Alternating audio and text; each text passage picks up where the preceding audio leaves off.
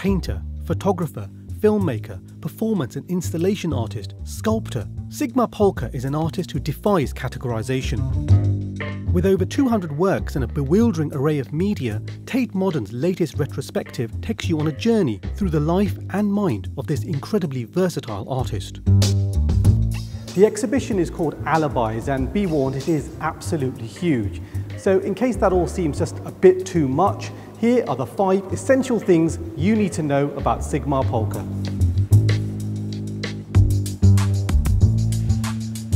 Sigmar Polke's signature style was not to have one. His art encompassed all sorts of media and movements.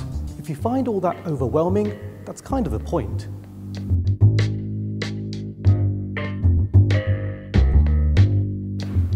Polke was born in 1941 in Eastern Germany at the height of the Third Reich. His family escaped to Western Germany in 1953, so he couldn't help but be influenced by the politics of the day. His work boldly depicts watchtowers that line the east-west border. Swastikas are abundant, despite the fact that they were banned in Germany. Polke was deeply concerned by what he saw as the silence of his generation, and he wanted them to confront the horrors of the Nazi regime head-on. Polke was both entranced and appalled by the West, commenting on it with cynical humour in his work.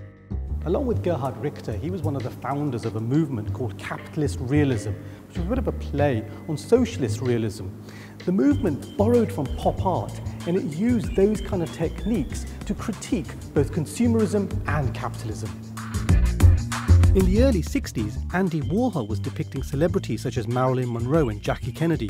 Polke's response was a portrait of Lee Harvey Oswald, and this in the same year as Kennedy's assassination.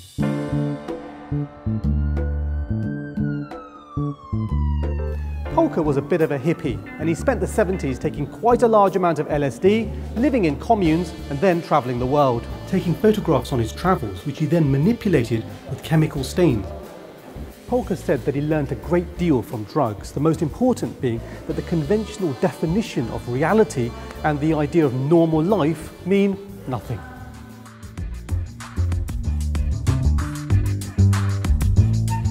Polke liked to experiment with strange materials for his art: arsenic, uranium, mucus excreted from snails, and, as with this example, meteor dust.